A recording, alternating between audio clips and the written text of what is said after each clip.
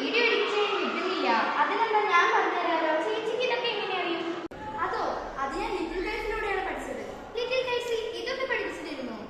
പിന്നല്ലാതെ ഇത് മാത്രമല്ല, ലിറ്റിൽ കൈറ്റ്സിലൂടെ ഇനി കുറേ കാര്യങ്ങൾ പഠിക്കാൻ സാധിക്കും. ജിംപ്, ഇൻസ്കേപ്പ് എന്നീ സോഫ്റ്റ്വെയറിലൂടെ പോസ്റ്റർ നിർമ്മിക്കാനും പഠിക്കാം. കേഡൻ ലൈവിലൂടെ വീഡിയോ എഡിറ്റ് ചെയ്യാൻ പഠിക്കാം. ഒഡാസിറ്റി ഉപയോഗിച്ച് ശബ്ദലോകം സൃഷ്ടിക്കാം. കൈറ്റ് നൽകിയ DSLR ക്യാമറ ഉപയോഗിച്ച് മീഡിയ ഡോക്യുമെന്റേഷൻ പ്രവർത്തനങ്ങൾ. സ്ക്രാച്ച് ഉപയോഗിച്ച് സ്വന്തം ഗെയിമുകൾ സൃഷ്ടിക്കാം. കോഡിങ്ങിൻ്റെ ആദ്യ പാഠങ്ങൾ എളുപ്പത്തിൽ പഠിക്കാം. സ്ക്രൈബസ് ഉപയോഗിച്ച് മനോഹരമായ മാഗസിനുകളും വാർത്താപത്രങ്ങളും രൂപകൽപ്പന ചെയ്യാം. ഇനിയും ഒരുപാട് കാര്യങ്ങൾ പഠിക്കാനും സാധിക്കും. കൈറ്റ് നൽകിയ ആർഡ്യൂനോ കിറ്റുകൾ ഉപയോഗിച്ച് പലതരം റോബോട്ടിക് ആക്ടിവിറ്റീസ് നമുക്ക് ചെയ്ത് പരിശീലിക്കാം. ഞങ്ങൾക്കും ലിറ്റിൽ കൈറ്റ്സിൽ ചേരാൻ സാധിക്കുമോ? തീർച്ചയായും.